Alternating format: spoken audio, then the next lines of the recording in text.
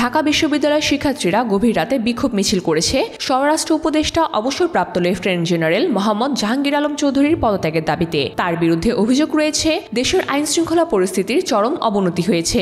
দিবাগত রাত 1:10 হলপাড়া থেকে বিক্ষোভ শুরু হয়। শিক্ষার্থীরা এই সময় 1, 2, 3, 4 জাহাঙ্গীর গদি ছাড়, দফা 1 দাবি 1 জাহাঙ্গীরের পদত্যাগ সহ বিভিন্ন স্লোগান দিতে থাকেন। মিছিলটি মহসিন হল ভিসি চত্বর হয়ে রাজু ভাস্কর্যে গিয়ে শেষ হয়। সেখানে একটি সংক্ষিপ্ত সমাবেশ অনুষ্ঠিত হয়। সমাবেশে শিক্ষার্থীরা বলেন, দেশে চাঁদাবাজরা মাথাচাড়া দিয়েছে, যা প্রমাণ করছে স্বরাষ্ট্র উপদেষ্টা ব্যর্থ।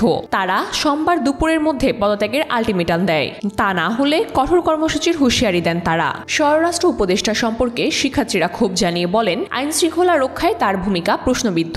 তারা আরও বলেন, শহীদদের রক্ত বৃথা যেতে দেয়া হবে না। এ বিষয়ে এখন পর্যন্ত প্রশাসন কোনো প্রতিক্রিয়া জানায়নি। তবে পরিস্থিতি উত্তপ্ত থাকায় বিশ্ববিদ্যালয় ও সংশ্লিষ্ট এলাকায় আইনশৃঙ্খলা বাহিনী সর্বোচ্চ সতর্ক অবস্থানে রয়েছে।